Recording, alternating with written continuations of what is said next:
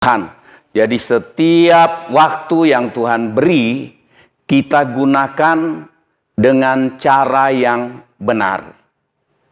Begitu kita salah menggunakannya, salah membuat keputusan untuk bertindak dalam tiap-tiap waktu yang Tuhan beri, maka kita salah di penilaian Tuhan. Itu sebabnya itu salah satu hal yang dikatakan berjaga-jaga. Kita berjaga-jaga mewaspadai hidup kita ini. Supaya kita selalu mencocokkan diri dengan maunya Tuhan. Berkali-kali kita pasti salah. Tetapi ketika kita mewaspadai hidup ini, berjaga-jaga atas hidup ini, maka kita jaga. Oh, hati saya sudah mulai lain. Oh, saya menilai mulai lain. Saya ngomong mulai lain. Saya ngetik di WA atau di apa saja mulai lain. Itu artinya kita mewaspadai diri. Supaya kita berbalik ke jalan yang benar. Amin.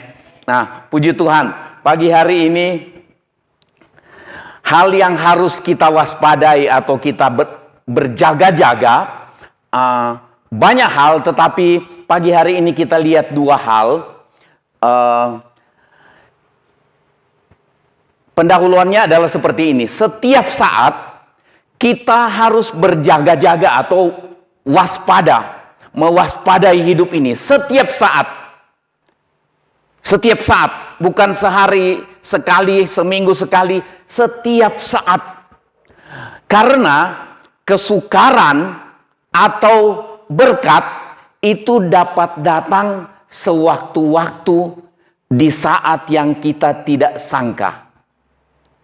Itu sebabnya kita disuruh mewaspadai hidup ini, berjaga-jaga atas hidup ini, dan tentunya tetap dihubungkan dengan ketika kita berjaga, maka kita akan berdoa. Begitu.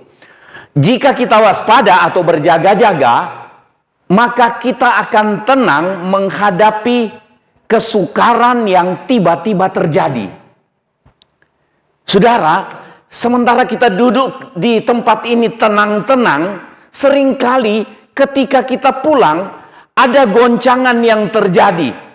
Baik goncangan kecil maupun goncangan besar. Maksudnya begini, ketika kita keluar dari tempat ini tenang-tenang, kadang-kadang tiba-tiba dapat telepon. Dapat telepon orang dengan kata-kata yang tidak enak. Itu goncangan. Itu goncangan bisa mengubah hati kita yang ketika sedang duduk di ibadah, kita bikin keputusan, saya mau sabar. Saya mau murah hati. Saya mau, ketika keluar, kita dapat bisikan orang. Kita dapat kata-kata, arahan dari orang. Dan berubahlah kita. Ada satu teman, dia berjanji untuk mau berkorban. Begitu dia keluar dari ruangan kami seminar, dia berubah ketika dapat bisikan dari teman. Hati yang tadinya sudah berniat benar, berubah. Nah, kita ada banyak kali begitu. Jadi, dan kadang-kadang begitu kita tenang-tenang pagi ini, tahu-tahu sore, ada sesuatu yang terjadi. Saya mau katakan kepada saudara, banyak hal dalam hidup ini yang terjadi secara mendadak. Maaf, saya ulang. Orang tenang-tenang ketika tahun berapa itu, 2002 atau 2000 berapa, tiba-tiba Aceh dilanda gempa dan tsunami. Banyak harta yang direncanakan untuk berbuat ini, berbuat itu, tidak sempat terlaksana. Kemudian habis. Tidak ada bekasnya. Saudara, sewaktu-waktu dalam hidup kita ini alami kesukaran. Tetapi kalau kita waspada dan tiap hari kita berdoa, maka kita akan tenang menghadapi kesukaran. Nah, kita dapat bersikap secara benar sehingga berkat kita dapat alami. Maksudnya begini, berkat itu kadang-kadang Tuhan siapkan untuk kita terima sore nanti. Nah, pagi ini Tuhan persiapkan kita dengan firman Tuhan. Kita jadi teguh, kuat dalam Tuhan. Saya mau sungguh-sungguh dengan Tuhan. Kita mulai mendoakan, Tuhan sedang ada masalah dan seterusnya. Kami perlu berkat Tuhan. Kami perlu pertolongan Tuhan. Nah, keluar dari tempat ini, banyak hal yang kita dengar melemahkan kita. Ketika kita tidak waspada, ketika kita tidak berjaga-jaga untuk menjaga hati kita cocok dengan firman Tuhan, maka ketika kita alami gangguan sedikit, bisikan sedikit, kita berubah, maka berkat yang Tuhan rencanakan sore nanti kita terima, batal. Setan ingin halangi untuk kita terima berkat Tuhan. Tandai itu. Kami seringkali alami. Ketika melewati keadaan-keadaan yang sulit, yang tidak menyenangkan, biasanya kalau kami teguh, tetap tidak mengeluh, tetap tidak khawatir, tetap berharap, berserah kepada Tuhan, bertahan untuk hati tidak berubah, beberapa hari kemudian, berkat yang tidak diduga kami alami. Itu berkali-kali terjadi. Sebelum datang melayani di tempat ini, sampai selama pelayanan di tempat ini. Terus berulang. Terus berulang. Nah, saudara, itu sebabnya kita berjaga-jaga ketika mewaspadai hidup ini. Ketika saudara alami gangguan, alami fitnahan, alami caci maki, alami ancaman, alami hal yang tidak menyenangkan, alami kerugian, itu tidak menyenangkan. Nah, ketika kita terus berjaga-jaga dan terus berdoa, maka kita akan bereaksi benar. Tahu-tahu berkat yang Tuhan rencanakan sore nanti saudara terima, saudara dan saya terima, itu akhirnya kita sampai ke waktunya Tuhan di sore nanti, tahu-tahu kita kaget. Berkatnya datang, berkatnya yang kita butuhkan, kita terima. Saudara, itu sebabnya saya pernah sampaikan kepada saudara, jangan salah sangka kalau ketika kami dalam kekurangan, kami tidak mau sampaikan ke saudara, tolong lihat dapur pastori. Itu bukan gengsi, tetapi kami belajar untuk hidup berharap kepada Tuhan. Saya percaya Tuhan mampu gerakkan hati saudara kalau kami sudah mau mati karena tidak ada yang dimakan. Tapi sampai hari ini hampir mati karena banyak yang dimakan.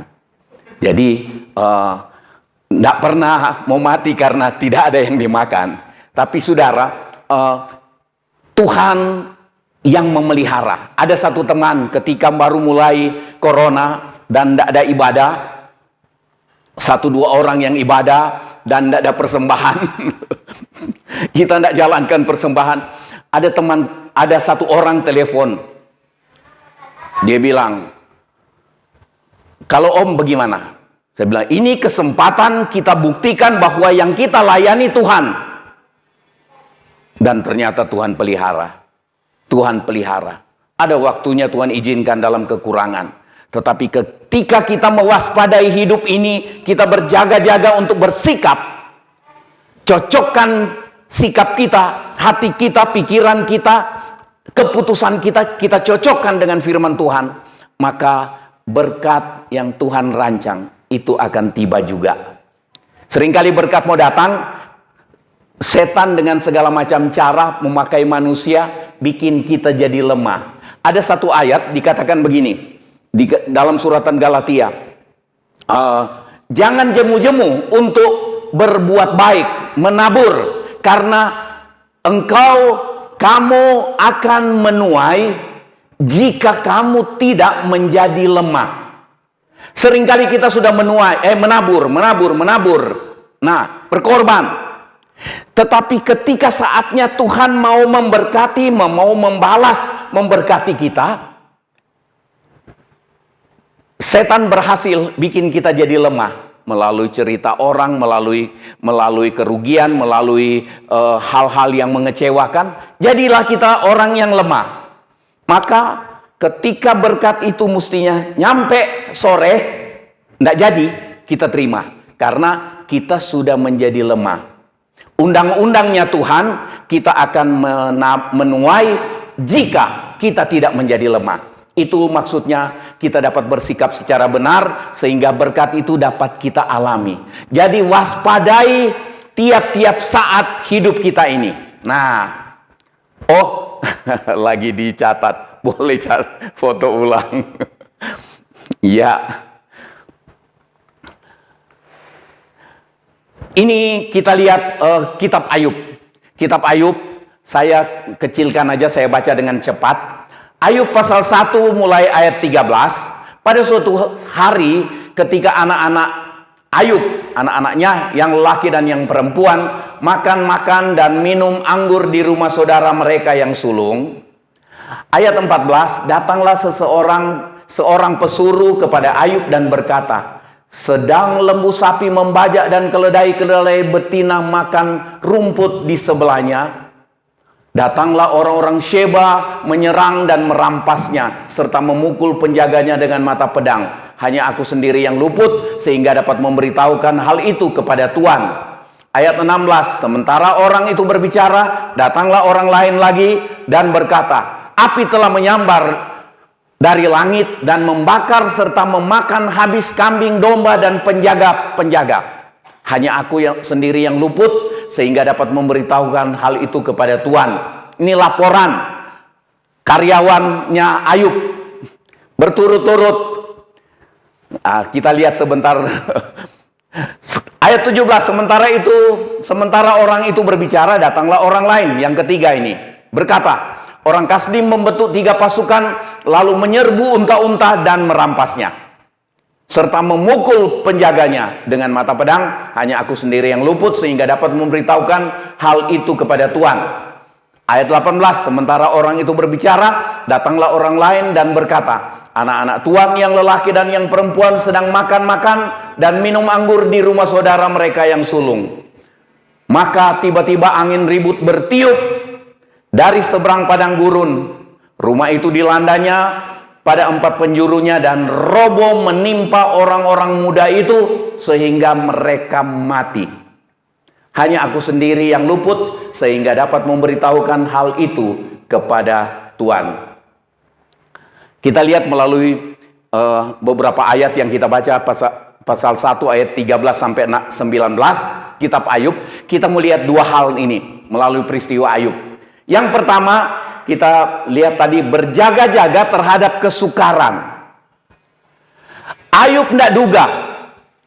Ayub sudah hidup benar, saleh, rajin beribadah, tulus beribadah dengan cara benar, saleh, jujur, takut akan Allah, menjauhi kejahatan. Itu Ayub. Itu orang benar. Tuhan promosikan Ayub kepada iblis. Tuhan promosikan Ayub kepada iblis.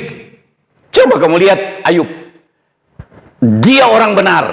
Tuhan yang akui, bukan kita ngaku-ngaku kita orang benar, tetapi Tuhan yang akui Ayub orang benar. Nah, tapi tiba-tiba terjadi kesukaran menimpa Ayub. Kesukaran dapat terjadi tiba-tiba. Ayub 1 ayat 14 sampai 19, kesukaran menimpa tiba-tiba dan bertubi-tubi. Tiba-tiba dan tubi-tubi. Banyak kali kan kita mengeluh ya. Heran. Sudah ikut Tuhan dengan setia. Datang pencobaan ini, datang persoalan ini. Belum selesai persoalan ini, masih mencekik leher, datang lagi persoalan lain. Mencekik dada, menekan dada.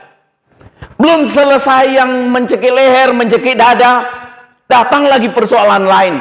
Mencekik perut. Itu cuma contoh saja.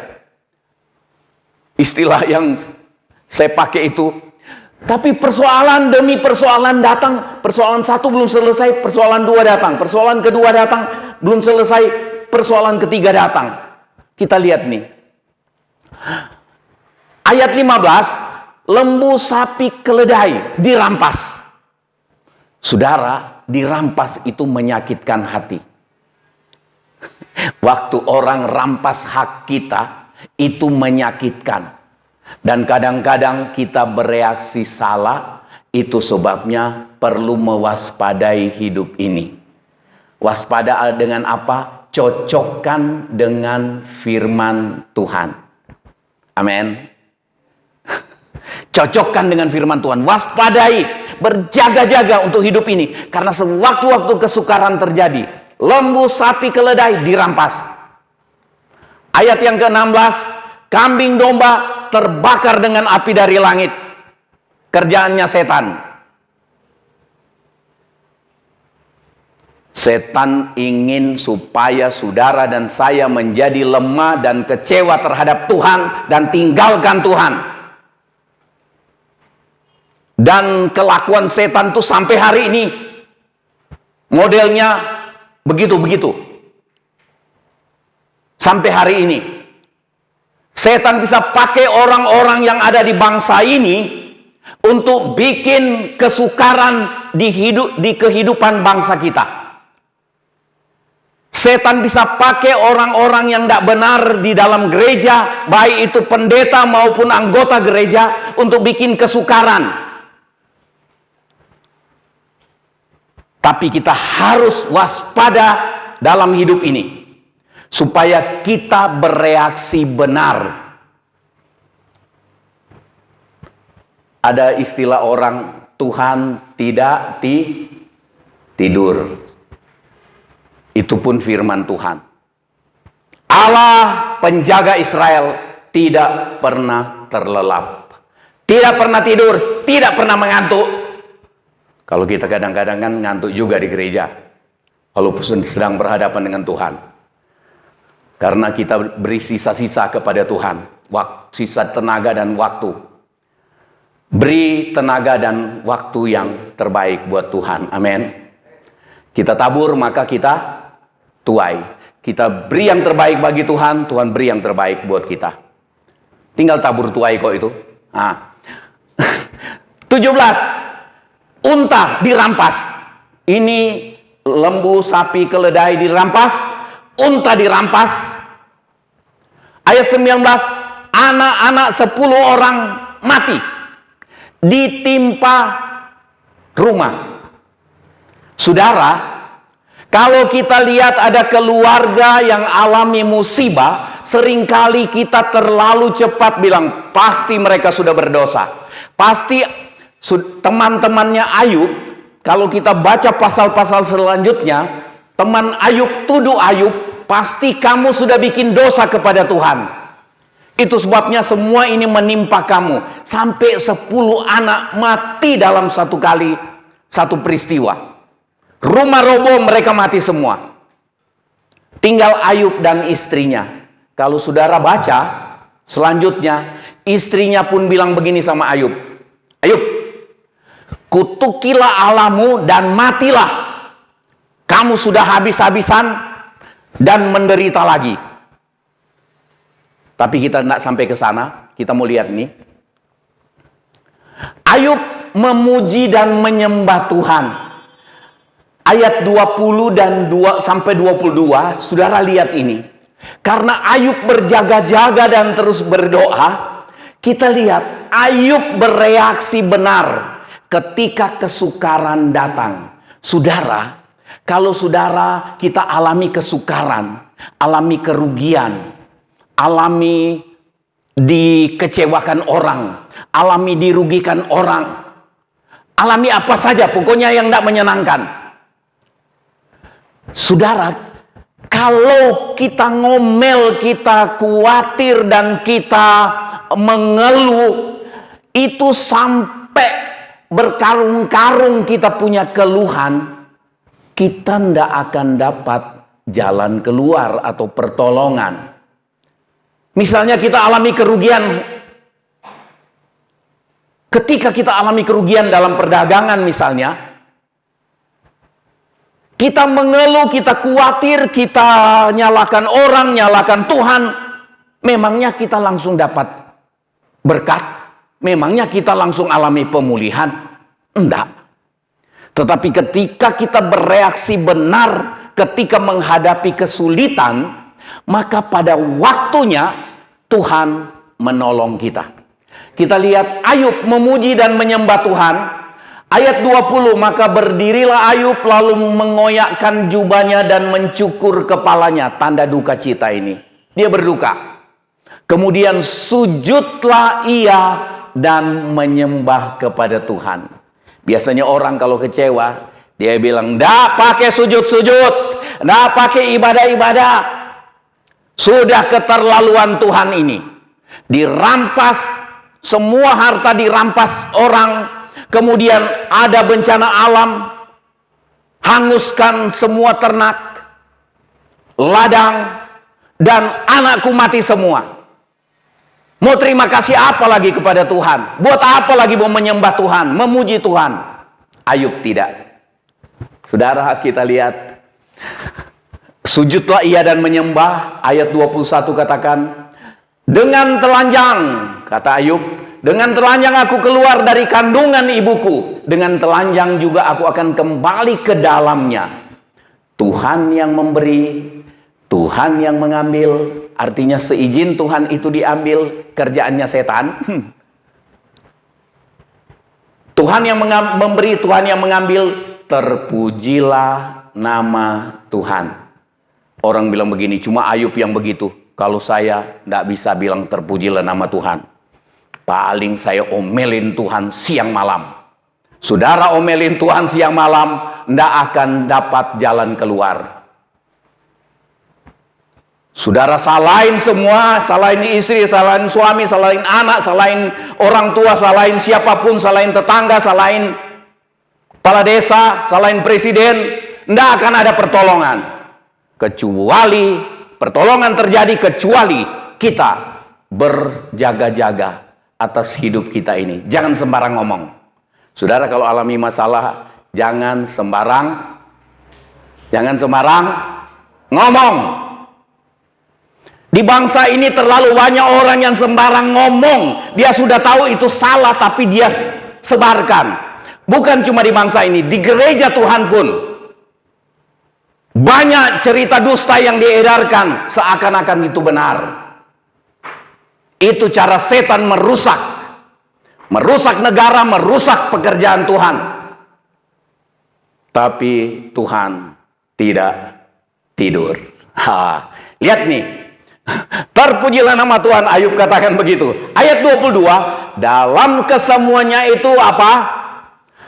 Ayub tidak berbuat dosa dan tidak menuduh Allah berbuat yang kurang patut. Saudara, ketika saudara dan saya alami persoalan, bilang, "Tuhan, Engkau tetap benar, dan apa yang Engkau izinkan terjadi atas hidupku itu tidak pernah lepas dari pantauan Tuhan." Ayat 5, pasal 1 ayat 5, Ayub berdoa untuk anak-anaknya. Kita lihat hidup Ayub tiap-tiap hari. Dia berjaga-jaga sehingga dia mampu bereaksi benar ketika masalah datang. Kita lihat ini pasal 1 ayat 5, kekecilan kaliannya. Pasal 1 ayatnya yang kelima, Ayub berdoa untuk anak-anaknya. Setiap kali apabila hari-hari pesta telah berlalu, Ayub memanggil mereka dan menguduskan mereka keesokan harinya pagi-pagi bangunlah Ayub lalu mempersembahkan korban bakaran sebanyak jumlah mereka atau jumlah anak-anaknya sekalian, sebab pikirnya mungkin anak-anakku sudah berbuat dosa dan telah mengutuki Allah di dalam hati. Demikianlah dilakukan Ayub senantiasa. Saudara, Bapak Ibu, saudara, doakan anak-anak saudara tiap-tiap hari. Doakan mereka. Doa saudara dan saya itu mempengaruhi apa yang dapat terjadi dan apa yang mungkin terjadi atas hidup anak-anak saudara. Saya ulang, doa orang tua itu membuat anak-anak terlindungi dari apa yang akan terjadi dan tertolong dari apa yang sedang terjadi. Jangan remehkan untuk ucapkan doa buat anak-anak, bukan omelan yang terus diberikan. Doa buat anak-anak. Di doa ibuku, namaku disebut. Di doa ibuku dengar, ada namaku disebut. Kafir-kafir mama saya